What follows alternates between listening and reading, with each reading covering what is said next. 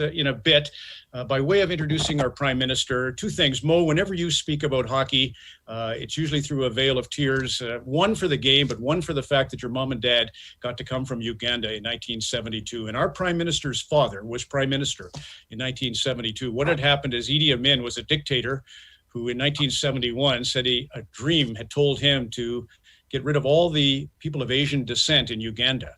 And so it was an ethnic cleansing, and it left thousands without homes. And Prime Minister Pierre Trudeau, at the same time Paul Henderson was scoring for Canada, he was acting to welcome all of those Ugandans who were left stranded to our country. One of the families was the Najak family. Shirelli now produces Hockey Night in Canada, runs the thing. Another is the mayor of Calgary, Nahid Nenshi. His family came from Uganda and Tanzania that Mr. Trudeau welcomed so many people. Another negotiated the $5 billion deal that resulted in Where Hockey Night in Canada shown on TV. So it was a monumental. And Prime Minister, I remember you telling me a great story. We lost your dad on September the 28th, 2000. I was working the Olympic Games in Sydney, Australia, and you were preparing the eulogy. And you told me that you were watching, the television was kind of on in the background as you were sitting and thinking of your words and ordering your words. And there was the stadium with all the flags draped around the oval. And you said, my father, he has friends in every country on the rim of the oval of the Olympic Stadium. That is unbelievable to me. And you gave the most beautiful homage to Papa. And what really strikes me is that's 2000.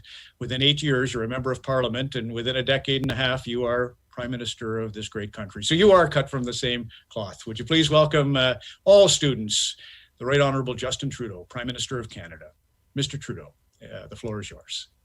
Thank you, Ron. Hello, everybody. Merci pour ces présentations et un grand merci à Sarah, Bryant, Mo et Brittany de nous avoir aidés à organiser l'événement aujourd'hui. Aux étudiants partout au Canada qui sont des nôtres, merci d'être là. But thank you most of all to Willie for bringing us all together to talk about these important things. Ron, thank you so much for reminding me of that story. But the key was just seeing all those flags and seeing the Canadian flag at half-mast was the thing that really brought it home, 21 years ago now. But it's all part of history and part of remembering that we still have a lot of work to do to make a better present and a future for everyone, and every generation recommits itself to a better future. Willie, it is so great to see you again. And you too. Thanks. Well, listen, when you visited us here in Ottawa in 2018, you gave me a signed hockey stick that hangs in my office in Parliament. And I'll tell you, there's on either side of my desk, two very Canadian things, a paddle from a canoe and your hockey stick. And people sort of come in, and especially people who know me sort of say, okay, Justin, we know you're a big paddler, and the canoe, the paddle, I get it. But it's great to see you have a hockey stick, but there must be a story because it's probably not yours. You were never a big hockey player, Justin. And then I get to tell them how you came and brought me that hockey stick. And for me, it represents, yes, our national game, but it also represents so much of the work that we get to continue to do together. And we need to do together to make sure that our game and our country includes everyone. And that for me remains at the center of what we have to be doing as a country, what we have to be remembering. But on a personal level, that hockey stick is a symbol of your incredible strength and perseverance, and always a daily reminder for me of the work ahead of us in our continued fight against racism and discrimination. Well, it was a pleasure and an honor to see you, and it's obvious great to be involved with hockey and work with the boys and girls in Canada and United States. So. It's going on to my 25th year, and I still have fun. I still have fun with these boys and girls, and I just want to set a point that these boys and girls need to stay in school. They need to keep their grades up. You can't go anywhere in the world today without an education. It's so very, very important. And a couple of things, feeling about yourself and liking yourself are two great things. And I've always told these boys and girls, you can do anything you set your mind to do if you feel strongly within your heart and within your mind. And it's true. Well, Willie, your example and your determination is what is inspiring all these young people, but Canadians and people across North America of all ages and all backgrounds. Because that idea of setting yourself a dream and following it up. You promised yourself at age 14 that you'd make it to the top of the hockey world, and you achieved that dream, and then went on to do so much more, being the first Black player in the NHL, blazing the path for others during 21 years of professional hockey. The Lessons from Willie initiative that you're talking about, which aims to spark conversations on social justice and racism, highlights not only what you overcame, but how much you inspired the next generation. As the documentary shows, and I was glad to be able to see an advanced copy of it, it wasn't an easy road.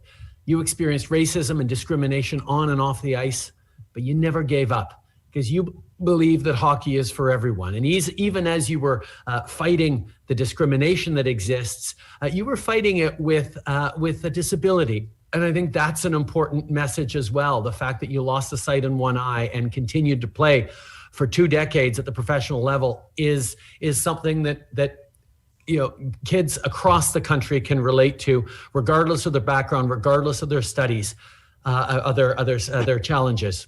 From Vancouver to Inuvik to Fredericton, hockey brings Canadians together, and there's no place for racism or discrimination of any kind in Canada's game. The change we demand in our hockey rinks, just like in our communities, starts with the kinds of conversations like the ones we're having today. We need everyone, educators, coaches, parents, students, and allies, to play an active role to ensure that our game and our country are more inclusive. We've come far, but there's still much more we have to do. So Willie, we'll keep building together on the great work that you've championed for so many years. You are a living legend, Willie, and a true Canadian hero. Thank you for all you've given to our country and to our young people who follow in your footsteps. Now, I know Ron likes to be the one asking questions, but I wanted to kick off today's discussion with a question for you, Willie. You've led an extraordinary life in good times and in tough times. You've stayed strong, determined, and you kept believing in yourself. Well, right now with COVID, all of us are living through tough times, and it's hitting young people particularly difficult on top of all the other challenges that come with being a young person. What advice do you have to help make it through these tough times and the tough times that inevitably do come in life? You've got so much to share. I can't wait to hear from you. Well, you always have to think positive, and you have to believe in yourself and feel good about yourself and like yourself. And I always tell these boys and girls, you can do anything you set your mind to do if you feel strongly within your heart and within your mind. And it's so very, very true.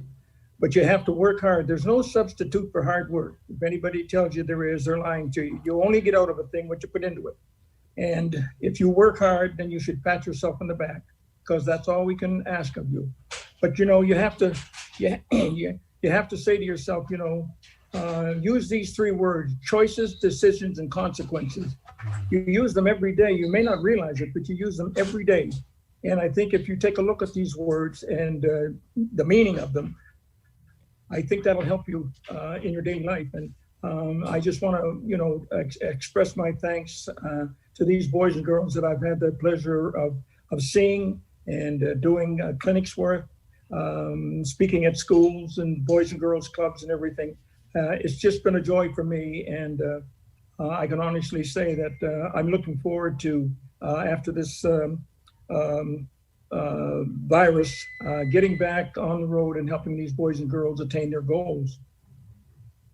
Prime Minister, merci beaucoup. We will have a question for you, one more. I can't believe we even got you to join us with all that you have in your life right now. You didn't, Ron. Willie did. Willie did. Yeah, that's right. That's like the Old North Church. I remember we went to visit the Old North Church and we thanked the minister for putting on his services. No, we don't do it for you. We do it for the Lord. So it was kind of the same. Hey, Willie, look, I have my Freddie Beach T-shirt here. All right. And so that's your neck of the woods. And honestly, The story of Willie, everyone, he grew up, his pals were Italian and Irish and Lebanese, and he was, it was a really great melting pot, Fredericton, and maybe the 2 Black families, the Lawrences and the O'Rees on the one street there. And you were great at everything, great at every sport. And I think the children should know, if they don't, maybe they obviously saw 13 years old, the West Enders win the ball title, and bingo, you're going to meet Jackie Robinson. So just tell us about being a boy in Fredericton and about that unbelievable opportunity.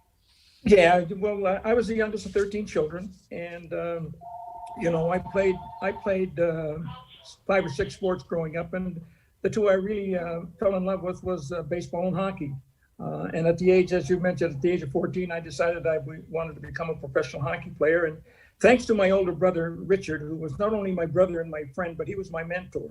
And he taught me a lot of things that I would need to know if I was going to choose hockey as a career. So I left my hometown at 17 and went up to Quebec to play my first year junior. Phil Watson was the coach and general manager of the team, the Quebec Frontenacs. I played that year. The second year I went and played in Kitchener, Ontario. It was a farm team of the Montreal Canadiens. And as you know, that's when I lost sight in my right eye. I was struck in the puck with the right eye, and went to the hospital. The doctor, Henderson, told me that I was going to be blind in my right eye and I'd never play hockey again. Well, I just couldn't accept that, Ron. And the thing was that I still had one good eye, and I said, I got back on the ice and I said, I'm going to prove this doctor wrong. And so I went out and started playing again. And, as you mentioned, I was able to play pro hockey and even play with the Boston Bruins in 1958, 60, and 61 due to the determination. And I just said that I had one good eye and I hadn't attained my goal. And I went out and played hockey for 21 years. So I just want to emphasize again that you boys and girls can do anything you set your mind to do, but you have to feel within your heart, within your mind. If you think you can, you can. If you think you can't, you're right. And there's a lot of truth to that. Fantastic, Willie. So as you can see, we now have a Hockey Night in Canada hot stove happening here, and these are all questions. Let me just see. Brittany, do you recognize that photograph? Yeah, you should recognize that. Here's another. There's the group going over to the game at Scotiabank Arena in Toronto. You and Mo and everybody enjoyed well, you didn't enjoy the final result unless you're a Minnesota fan. Maybe you are with Matt Dumba being such a great ambassador for what we're doing here. But go ahead, tell us your story, Brittany, and how Willie's inspires you. I think I've met Willie in 2018 for the first time, and I've also had the honor of receiving the Willie O'Ree Award.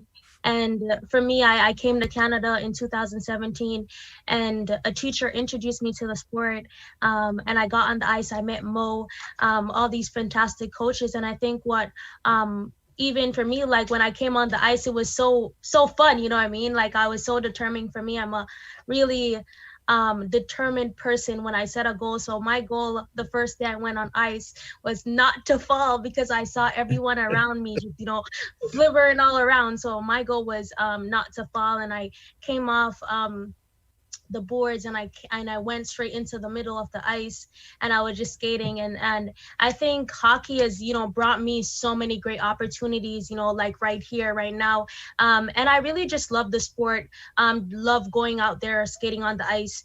And also Hockey for Youth really just does a really good job of making sure that the sport is inclusive and accessible to minority groups.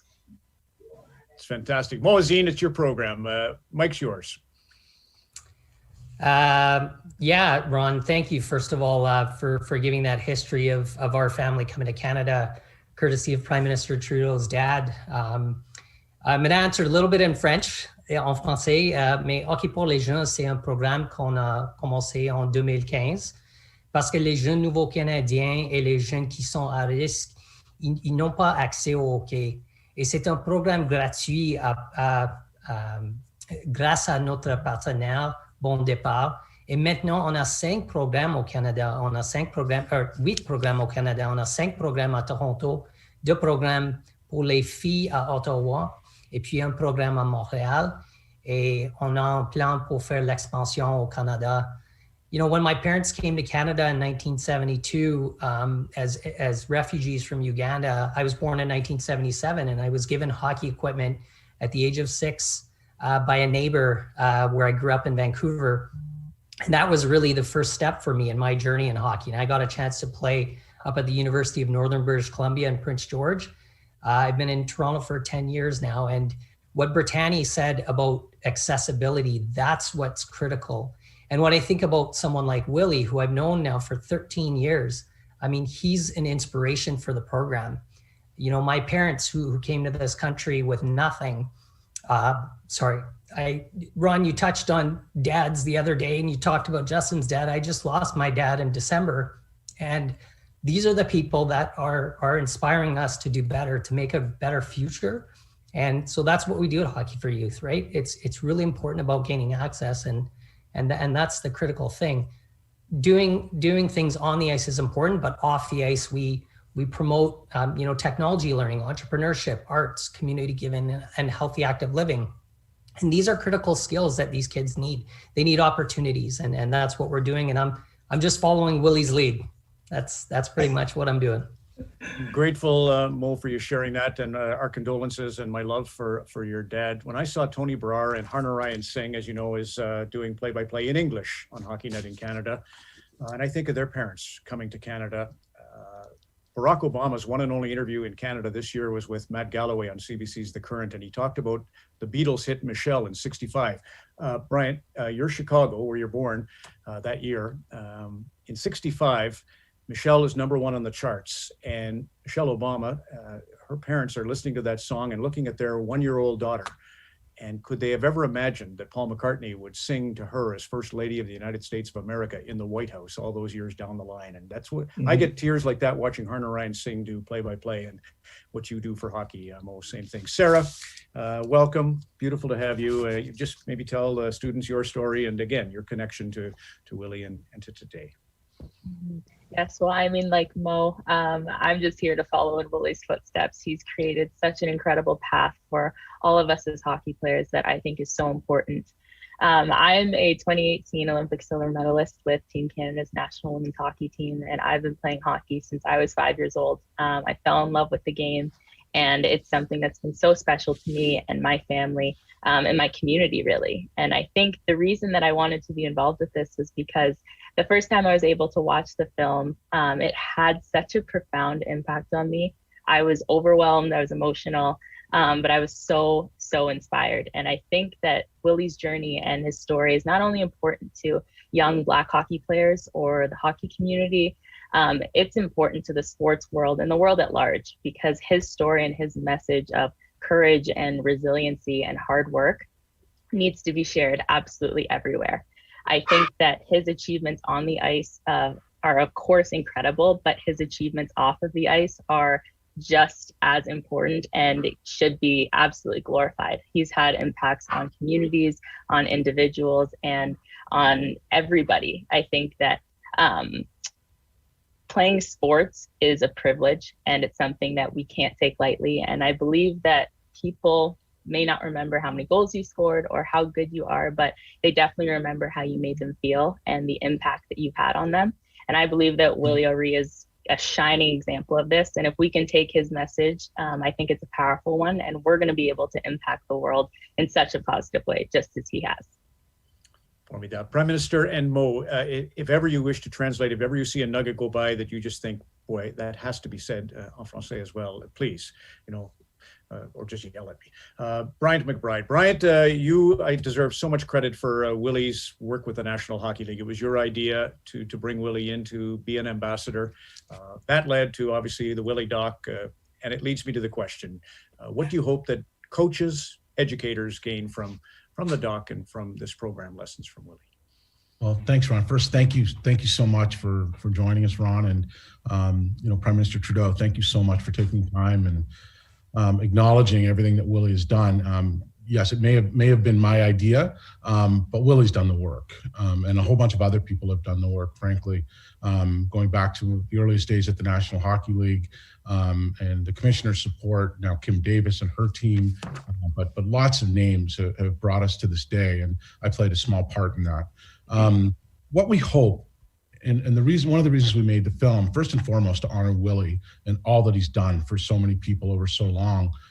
That was first and foremost, but we wanted to create a piece of scalable content. Willie has more energy than any human being I know, but he can't be everywhere. So we wanted to create a social justice film that also served as a hockey film, but in the core of it, in the guts of it, was a message that hockey is for everyone, and that hockey is a sport that that needs to welcome and to make everyone feel as though they belong. Right? We talk a lot about DEI, diversity, equity, and inclusion, clinical terms, but it's really about belonging. And the work that has been put into this effort for over all these years, it really stems from Willie and his energy and his never quit attitude. And it's that same work going forward that's going to be needed, frankly, to ensure that hockey is welcoming for everyone. And on an individual basis, we hope that educators, students will take the time to do the work, right? Posting on Instagram is great. Hashtags are great. All kinds of other things that show where your heart is are wonderful. But doing the work, really understanding the history of what got us here, of what BIPOC people have had to endure, and then doing the work of ensuring that we go forward with an aperture that goes from here to here, so that people's eyes are open and people's hearts are open. That's what we hope. I would just say there, Ron, that's so important what Brian's pointing out, right? We work with kids from 32 different countries of origin. We have kids from Syria and Vietnam and Ethiopia and Pakistan and Jamaica and Mexico who are learning how to play the game. But not only that, they're doing it together out on the ice. And that's what I think is important for a Canadian society, that these kids are going to be working together. They're going to be playing together. They're going to be, teammates in offices, and maybe one of them becomes the prime minister one day. But the idea being that what Brian's talking about and what Willie has done for us is really pave the way so that, newcomer kids feel welcomed. And the best way to do that is through the game that we all love. And that, we gathered here today to talk about that. So he is truly inspiring. What Sarah and Brian have said is outstanding, and Brittany as well. Okay, Willie, the first question is going to be for you. We're going to now direct our attention to all the classrooms from coast to coast to coast. And we're going to start actually in Brian's hometown of Sault Ste. Marie.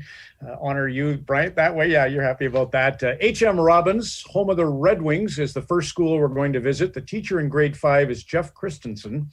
And the student who has been selected to come to the front of the room and to the camera and microphone, hopefully, is going to be Chase. Chase in Sault Ste. Marie. Do you hear Ron MacLean? And do you have your question for Willie? Yes. How did you maintain your confidence while being bullied when you were playing a game? Well, hi, Chase, and thank you for the question. Well, I just stayed focused on what I wanted to do, and thanks to all the work, and thanks to all of my teammates and all the support of my teammates, I just kept it in my mind, and I stayed focused on what I wanted to do, and I just worked hard. Okay, thank you.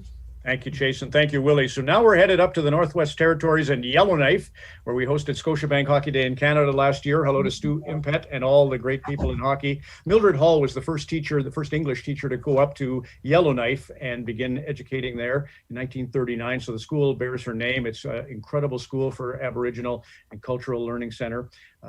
Principal is Elizabeth Brace. Hello, Elizabeth, from Hamilton, Sarah, your town, and Prime Minister Wright. This question is going to be from Jason. Jason, you come right up to the camera and the microphone, and you have a question for our Prime Minister. Go ahead, Jason. Do you have the question, Jason? If not, if you want to say the question, or you want me to do it? There you are. I think I see you.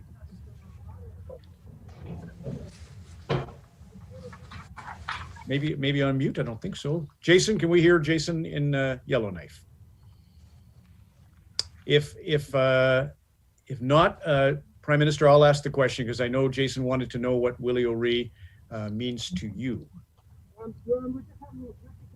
Well, listen, I think Willie, first of all, is an inspiration to us all. Someone who saw their goal and worked hard all their life to get it, and then, once Willie had achieved his goals of playing in the NHL and playing professional hockey, he didn't stop. He kept going, and he kept saying, okay, how How can I help more people achieve their goals? And that idea of service is just as great as everything else he's ever done. It's a huge achievement to be playing in the NHL. It's a huge achievement to be playing in the NHL as the first Black player. But that wasn't something that he sat back on. It's something he then used and leveraged to make a huge difference. And I think that's something that ultimately has made our country's game much better. We all need to be able to see ourselves in hockey, and whether we talk about Hockey Night in Canada in Punjabi, or whether we talk about the extraordinary examples of the young players coming up from racialized communities, there is a real important thing in impacting kids across the country and around the world, and being able to see themselves in their heroes, in their role models. And Willie helped make that happen, but so too does his legacy and this program. How teachers and students and coaches across the country and around the world are going to be inspiring themselves to have these conversations. It's not always easy to have the conversations around race, around discrimination, around inclusion, around the challenges of disability and others. But being able to have those conversations through hockey, something that we're all passionate about, is really, really important. And it's how we evolve as a country, but also how we evolve as a sport. The NHL was certainly challenged, like everyone was, by the Black Lives Matter movement, by the need to step up and do more, to be better allies, to be better supports for all members of communities, and showcase the way forward.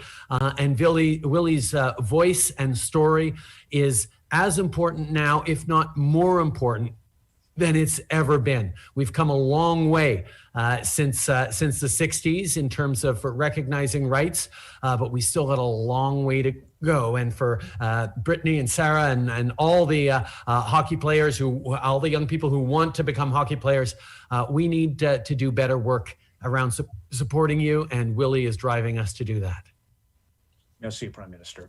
We're going to travel 3,470 kilometers from Yellowknife to Miramichi, New Brunswick. This is David Adams Richards' novel, Hockey Dreams, the Senator now, David Adams Richards. What a writer he is. And I want to thank the Honorary Dominic Carty, Minister of Education and Early Childhood Development in New Brunswick, too, for the great work. Obviously, this is Willie's home province, New Brunswick. We're going to Max Aitken Academy, taking it to the max. Mrs. Aaron Kingston's grades 7 and 8s with a question for Sarah Nurse, and it's from Jesse. Jesse, loud and to the camera. I want you to come up and speak to Sarah. What skills do you think athletes possess that make them better prepared for certain challenges outside of sports? Well, thank you for your question. I love all of the hockey jerseys. I can see we have a lot of hockey passion in New Brunswick.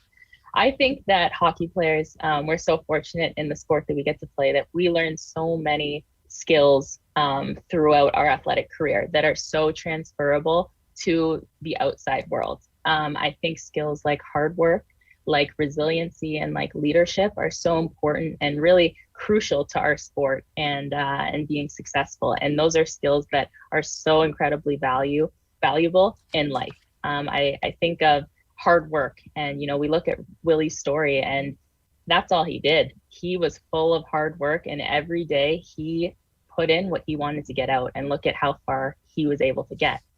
Resiliency, there are going to be so many obstacles that you have to face, not only in your sport but in everyday life, in school. And so how you handle those challenges and how you perceive them are going to be so incredibly important. And then obviously leadership. I think that we may think of leadership sometimes as captains or assistants, but anybody has the potential to be a leader. And I think that that's so incredibly important, because you have the opportunity to set a good example for your peers and have people follow your lead. You don't necessarily need to be a captain or an assistant. Everybody has the opportunity to lead. So I definitely think that there are a bunch of skills that you can take in your everyday life. Sarah, Brian Trew.Tube, the great hockey player you've met a million times. He always said, we can't always be the captain or the greatest player on our team, but we can be the best teammate. I always liked his way of putting it there. Thank you, Jesse, for the question for Sarah. Okay, one more question and then a final comment from the Prime Minister before he gets back to work. 4,175 kilometers to the west is Surrey, BC, home of the Bear Creek School. Teacher is Lori and Arju. Is that how you say the name? A question for Bryant McBride. Arju, is that how you pronounce it? Yes. Yeah, I thought. Good. Go ahead for Mr. McBride. Hello, Mr. Villarui. My name is Arju, and I want to ask you a question. Our grade 7 class has been focusing this year on social justice and equity. In your opinion, what is something we can do right now to help make our community a better place for everyone? I'll take that one, Ron. Okay. That's okay. Arjun, yes. Good question, and thanks for being here, and hello to everyone out in BC. You know, it is a very individual pursuit, right? A lot of people were awakened by the results of as a result of the things that happened down here in the States, George Floyd in particular, and others, and they were left asking, what can I do to make a difference? And I'll go back to the thread that connects Willie's work very early on to the work that we're doing now and to the work going forward, and that is to reflect and look inward as to how like your parents, I'm sure, have said, treat people the way you'd want to be treated, make others feel as though they have a place and that they belong, and that the game is opened for everyone, right? This is a sport that has that for many years has been a melting pot, a place where everyone can contribute to a team. So, asking yourself how you can contribute not just to a hockey team, but how you can contribute in your class, how you can contribute to your family, how you can contribute to your church, how you can contribute to all of the organizations that you belong to. That's really the question. What can I do today to help someone expand their thinking, to be welcoming of everyone in every pursuit, and to provide opportunity for people, girls and boys, men and women who just want the opportunity to thrive. That's really what you can do individually, is to look to help at every turn. Fantastic. Yes, go ahead.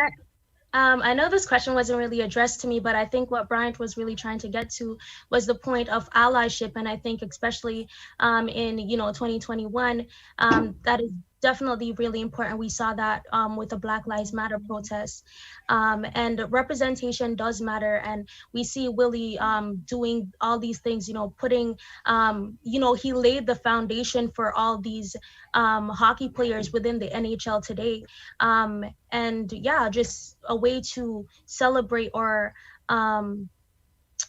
practice, social justice, is being an ally to people in need. Ms. Morrison, do you say Brittany or Brittany? How do you say it? It's pronounced Brittany. Brittany, that's beautiful. When I see you in the Olympic Games, I'll get it right. That's fantastic. Prime Minister, Anita Anand, the Right Honorable Anita Anand, is a member of Parliament here in Oakville, lives 6 doors to my right, and she is the Minister for Procurement and Public Services, and I go by her home every night until midnight. She is working away, ordering, whether it's masks or ventilators or vaccines. It's an incredible, and Adam Van Couverden's got you probably paddling the best in your life. Member of Parliament for Milton lives right here too. So I see how hard you're working during the pandemic. And again, gratitude from all of us for your time. Final word to you before we let you go back to work. Oh, well, thank you, Ron, for, as always, your steady hand and your leadership in corralling so many different voices together in a united cause, not just our love of hockey, but our love of Canada and our desire to see it be better. And that's something that I know you and I have had many conversations over the years, and your sense of service and connection to Canadians is something that you've always put forward. And it's just so great to have your voice and your leadership with us here today as we reflect on Willie and as we look to the future. Willie, I just heard that they're going to be retiring your jersey at the Boston Bruins. As a lifelong Habs fan, as I told you when we saw each other, I will make a big exception and cheer alongside you in this important moment. I mean, even as I was watching the documentary, even though I knew the end and I knew you got into the Hockey Hall of Fame, I was still on the edge and excited when you did in the film and in real life, and all these continued accolades are important because they recognize your leadership as a hockey player, but also because they recognize your leadership after hockey, your continued commitment to boys and girls, your continued commitment to building a better world through better understanding and through playing a really important game to all of us. So that's an inspiration, and I'll say anytime I spend with you, I am charged up in what I get to do next, and that involves, of course, continuing to fight alongside so many other Canadians as we get through this COVID crisis. But know that you've inspired me every day with what you do.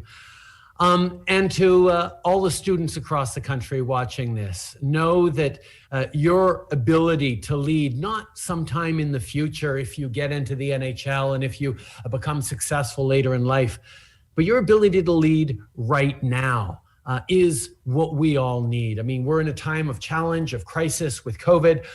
Your ability to make the right choices and shape the community around you matters. I know when you hear inspiring speakers and teachers, they might tell you that you need to step up because you're going to be the leaders of tomorrow.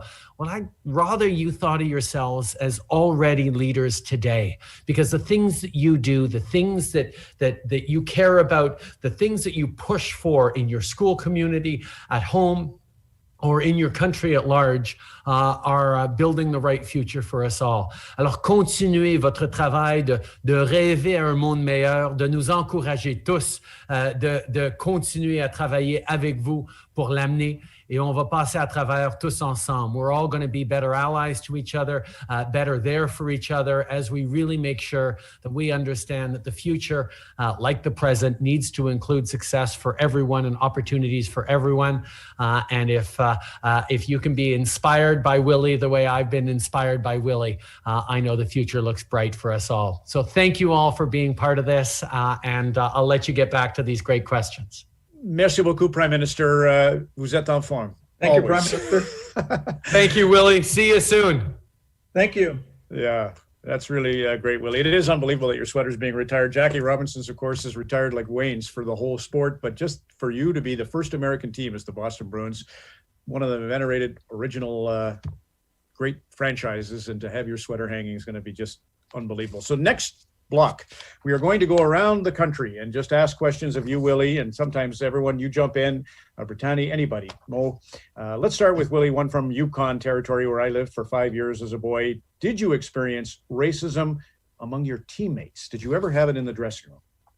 No, I can honestly say the 21 years that I played pro hockey, I was not experienced any racism in the dressing room. All the players that I played with were very supportive, and I was very thankful for that. Fantastic. Manitoba. Now, Randon Chartrand, if you want to come forward, I can get you to do the question here. We're going over to Manitoba, and we were there in Peguis First Nation with Senator Murray Sinclair last year for Rogers Hometown Hockey, and the spirit of Manitoba is great. So I don't know. I'll ask the question if not, but Randon, you want to do the question? Yeah, go ahead. Yeah. How do you feel about the NHL today in regards to different races and nationalities?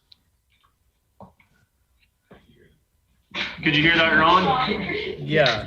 How did we feel about the National Hockey League and being represented by different nationalities? Willie, just the growth of the game, maybe. Me? Yeah, this for you. Why don't you take that? Oh, fine. Yeah, well, as far as the National Hockey League, when I came into the league in 1958, there were only 6 teams. There's 31 teams now, and next year with the inclusion of Seattle, there's going to be 32. It has come a long ways in the past 31 years. Everybody that I've talked to has said that the commissioner has done just a fantastic job. Some of the rules and regulations that have been made, it's made the game more exciting for the fans, and I just think that we can just keep working forward, and hopefully there's going to be more teams, coming from not only Canada and United States, but from overseas. So we work together and work hard. I think also, Ron. Yeah, go ahead. Ron, I was just going to say that, kids can follow the Color of Hockey on the NHL website, where William Douglas often will tell stories about players of all different backgrounds. I mean, we don't talk about it enough. And I even think in the women's game, when we talk about Sarah Nurse or Blake Bolden, and then on the men's side, you have players like the Robertson brothers who are Filipino, or you have Austin Matthews, who is half Mexican. So all of these stories, we need to find a better way to continue to share those stories, because the game is diverse.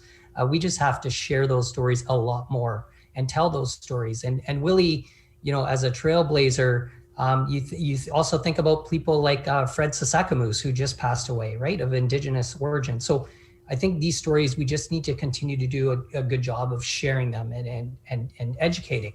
And Sarah, because if we don't have that, if we don't have Fred Sasakamoose and George Armstrong and Jim Nielsen, we've lost all three great Indigenous ambassadors for the game. You're invisible. Sarah Nurse can be as good as she wants to be, but nobody will think of her. And for the longest time, Sarah, like Blake Bolden, wasn't given a shot. Right, Sarah? Yeah, absolutely. And I think that there are definitely difficulties and challenges and different barriers in the hockey community. And I think that our community as a whole are really working to break those barriers down. I think that we've come so far. I look at, obviously, Mr. Willie O'Ree, who was breaking barriers ever since he sat in his barbershop chair in Fredericton, New Brunswick all those years ago, right? So he's been breaking barriers for years and years. And now it's our turn. And now this generation can continue to do that, so that the future generations of people who look like us will have the opportunities that we love to see. Willie, this one comes from Prince Edward Island, and PEI, you just scream into the microphone if in fact you have designated somebody, but I have the question for Willie from the island. You see, oh, good. Looks like someone's come to the microphone. Go ahead. Introduce yourself maybe and ask your question for Willie from PEI. I'm Taryn, and what fears were you feeling or facing when you played your first NHL game? Do you remember anyone who was kind to you? Well, no, all my teammates were kind to me, and the one thing I kept in my mind is I just wanted to play a good game and represent the hockey club to the best of my ability. I thought sometimes of failing, but if you feel within your heart, within your mind, and set goals for yourself, those things there can overcome anything. So. We were very fortunate to beat Montreal that night. We shut them out, and that was a feat in itself, beating the Montreal Canadiens in the old Montreal Forum. And it was a great feeling, and I'll always remember that first game. And I'll always remember your first interview with Ward Cornell on Hockey Night in Canada. Students, Google that. If you haven't seen Willie, I tell you, what a cool customer. Okay, to Alberta we go. And this is a question from Alexa. So Alexa, you make your way to there you are. Go ahead, Alexa. Tansei, have you ever felt like such an outsider that you just wanted to disappear? No, I just felt that I was a hockey player. I looked beyond the color of my skin. I was just another hockey player that the Bruins brought up, and Coach Mel Schmidt and General Manager Lynn Patrick said to me, Willie, you're just another Bruins. Just go out and play your sport, work hard, and don't let anything else bother you. And basically, that's what I did, and I had the confidence of my teammates and the coach and general manager. Great question. To British Columbia, just on the other side of the Rockies, Sarah Nurse, this one's going to be to you from our Bear Creek Classroom Champions. And this is a great question, Sarah. I think you'll enjoy this. Go ahead, please identify yourself and ask your question. My name is Amreen, and my question for you is, our Bear Creek Classroom Champions mentor, Bailey Bram, played with you when she won an Olympic silver medal in 2018. She shared her insights and experience with us. How did you recenter yourself after the Olympics and prepare to play for your next games? Well, I firstly want to say that you guys were so lucky to have Bailey Bram as one of your ambassadors, because she is an incredible teammate and somebody who I call her sunshine. Like, she's just an absolute ray of sunshine. So you're definitely very lucky to have her. But I think coming back after the Olympics, obviously that's such a huge high. You're playing on the biggest stage in the world. We came back with a silver medal. And so you're so incredibly excited. But to me, I approach the Olympics just like it was any other game. I'm so focused on preparation. And I believe that to perform your best every single game, every single practice, you need to prepare and you need to go into it with the same mentality that if it was a gold medal game. So for me coming back, it was kind of business as usual because I prepared for that gold medal game the exact same as I would prepare for a Wednesday night hockey game or a tournament hockey game because I'm always preparing for that gold medal game. So I believe that preparation is so important and that consistency is definitely key. And that's something that I've taken in my hockey career, but also in my school career. If I know that if I study hard, if I ask questions, if I do little things and have good habits in the classroom, that's going to result in good grades and success in the classroom. And so that's definitely something that I've taken with me for my life. Fantastic, Sarah. Thank you, Bear Creek. Keep up the great work with your classroom champions. Saskatchewan, we're heading over to Saskatchewan. And Willie, you can add to what Sarah said if you want, but here comes a question for you as a student makes their way to the camera and to the microphone. Right here? Yep. There you are. Yes, we got you. Silhouetted. You're like in the witness protection program, but we see you there. That's good. Yeah. Hi, I'm Joe, and I want to know for Willie what kept you going through all that you went through. Well, I believe it was my confidence and pride within myself. As Ron mentioned, when I was 14, I set 2 goals for myself and worked towards them. Kept focused what I wanted to do and worked hard. And as I mentioned, there's no substitute for hard work. And then when I played pro in 1956 and then when I put the Bruins in 1958, I had attained the 2 goals that I had set for myself. But I even set goals for myself today. And I'm, going on, I'm 85 years old and still working for the National Hockey League. And, there's no age where you can say you can't set goals for yourself. You just have to believe and work hard and stay focused on what you want to do. Willie, one thing the students, I got to be careful with this question, but you broke a kid's collarbone. You were so strong. You were such you were a physical competitive player and you were cut from your high school team because you were too strong for the program. I guess is what the teacher or the coach thought. But you didn't let that setback end it for you. You went and found a place to play and you even as a young man played senior hockey in Fredericton. So I mean, sometimes you get those setbacks early that if you don't stick with it, right? No, you just have to stay focused and believe in yourself. It's so very true. It's funny because I broke my collarbone 3 times as a young boy. So I wonder if those 3 guys ended up playing in the NHL. That's what I think happened. So Newfoundland and Labrador. Let's flip across the country to Newfoundland and Labrador and see who we have here. Please introduce yourself. Thank you for turning on the mic. And go ahead, young man. Who are you and what's your question for Willie? I'm Cohen, and I have a question for Willie.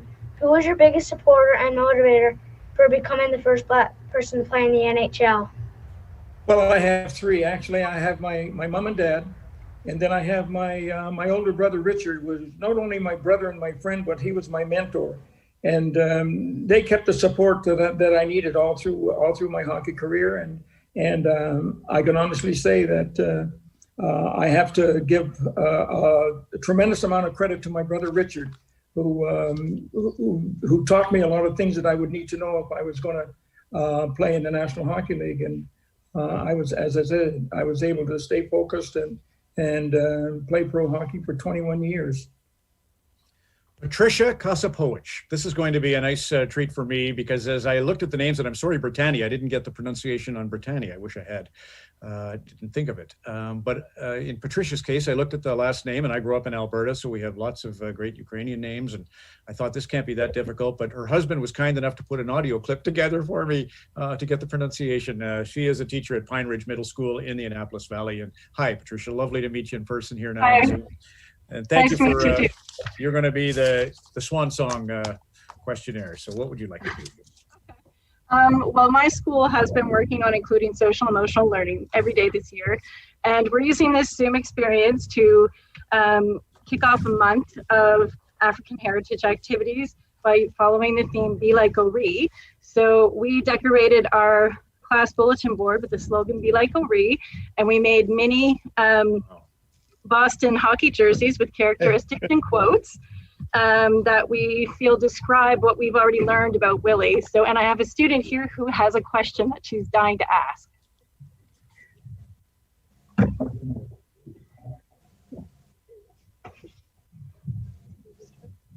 Hey, Madeline, that's you, right? Yeah. Hello, Madeline.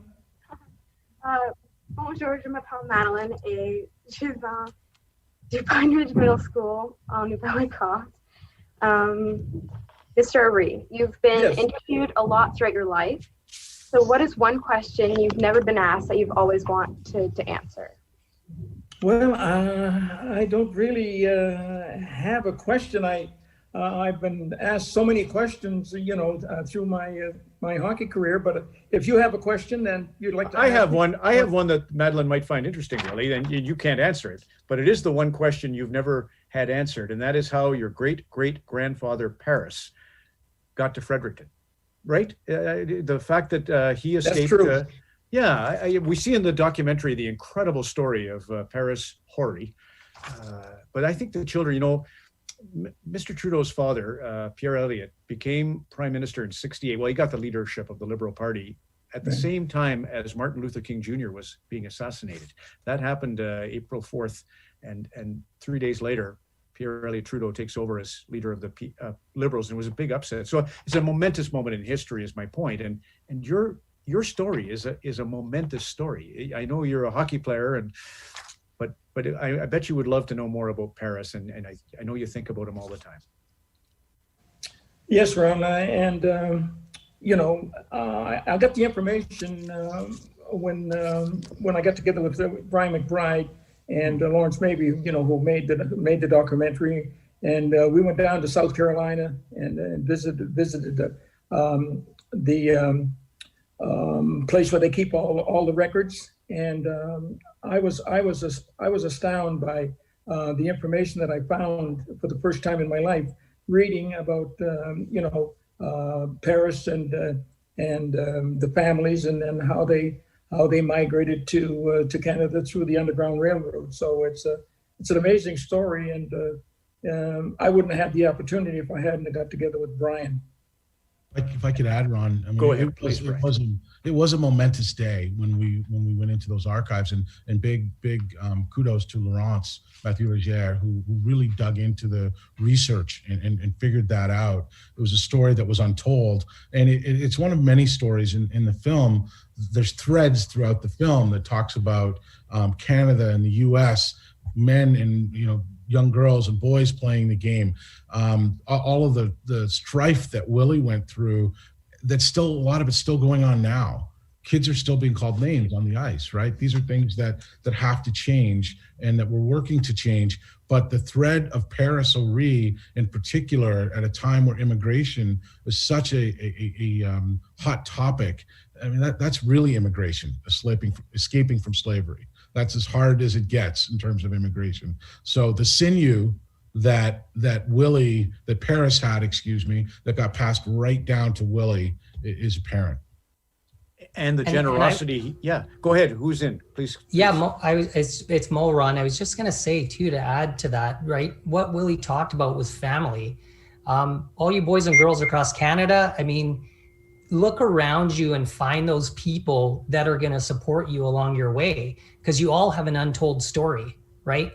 You all have a story that you need to tell and that you want to tell, and find those people that are around you, the way that, Sarah and myself and Bryant and Ron and Brittany have been inspired by Willie. Find those people around you that are going to support you to get your untold story out there, right? Because you are going to get further if you do that. Whether it's family members or teachers or coaches, don't disappear. Okay. You gotta push forward. And that's what Willie's doing at the age of 85. Right. So I think it's about that untold story. Let's continue to tell your stories. And Ron, if I may, that, those untold stories are being facilitated and getting a platform to be told. We had great partners who made today happen. the folks at Canadian Tire who helped Mo's program in such a significant way, and so many more, especially during COVID. Our friends there have been unbelievable supporters, and big thanks to them too for being such an important part of this day and all of the days that kids are able to play. Right. To the PMO, the Prime Minister's office, and the Prime Minister himself, to the NHL, to Canadian Star Jumpstart, to Hockey for Youth, to the Willie Doc team, to Classroom Champions. Mo, I'll end with this because we just did that question from Pine Ridge Middle School, which is on the Bay of Fundy at Kingston, the Annapolis Valley. Patricia, you'll be interested to know, and Mo, you will. When my father died, I was doing Rogers Hometown Hockey in Wolfville, Nova Scotia at Acadia University. The day before I left for Wolfville, my father was hospitalized and we knew, the end was near. I read this to him. This is the story of Evangeline. It's a story set in the Annapolis Valley. It's the story of the Acadians being evicted. Jean Beliveau's family was evicted from what was called Port Royal, Annapolis Royal. So that's a very special memory I have of my father and my Nova Scotia roots. So I'm glad, Patricia, you and the middle school are honoring Willie in that brilliant way with all those sweaters. Can't say more than that. Let's show you the website, lessonsfromwillie.ca. Lessonsfromwillie.ca. This program is yours in perpetuity, thanks to Mr. O'Ree, and thanks to you all. I will say merci beaucoup, miigwech, thank you. Hope you enjoyed today. Let's all wave to the camera and get a nice composite of everybody. Thank you, everybody. Everybody wave and just show all of the country the fun that you've had. Thanks, Ron. Thanks, Willie. Really appreciate it. My pleasure.